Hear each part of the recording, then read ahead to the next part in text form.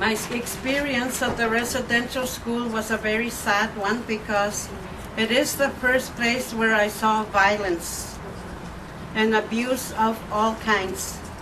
Spiritual, mental, physical, and sexual abuse was When Rachel talks to you about boarding schools, this was something that happened all over the United States and Canada and Australia, and nobody talks Fiji, about my it. country, we've had 4 coups in the last 20 years by indigenous people. So it's telling that even though we've been ruled by indigenous people, the fact that we've had 4 coups is saying something, that the needs of the indigenous people are not being met. And what are their needs? And so preparing for this has been a real personal journey. I consider myself a modern indigenous person, very far removed from my village, and it was the way I was socialized. In the 70s, when we were just coming out of colonial rule, you were taught to speak English. English is your passport to success, to wealth, to getting out of misery, and so a life of drudgery.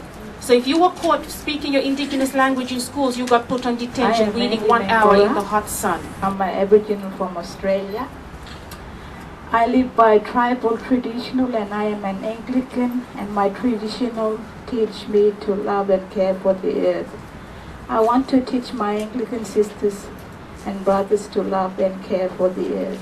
And we're trying to work towards self-determination. And we're trying to improve the life of Sami women and Sami people and all of the people living in the far north of Sweden. And working together through the land borders, because we exist in 4 countries, in Russia, in Finland, in Sweden and in Norway. And we're not getting as much from the government, as much help and as much responsibility as I think that we should have, and the laws of the states are still steering our lives and not making it possible to live as we wish to live.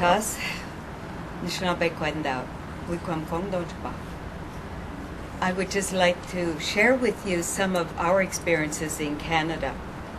My Anishinaabe name is North Star, and I bring you greetings from the Anishinaabe Nation. As well, I am the president of the Native Women's Association of Canada.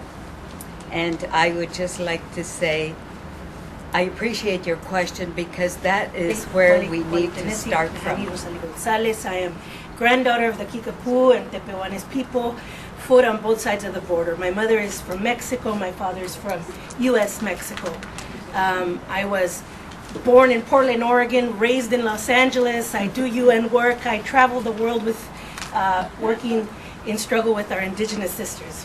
So thank you, each of you. Each of you touched a different aspect of the work, and a special thank you to our Fiji sister who I appreciate it personally how she captured the complexity of our histories and the colonization, and how even within Fiji she is so removed in a way yet so close to Created what is her the rich and the culture poor. ancestry. So the focus of our work, apart from looking after the women's and youth desk and organizing regional meetings, I very much play an advisory role, mainstreaming into climate change, to globalization and trade in particular.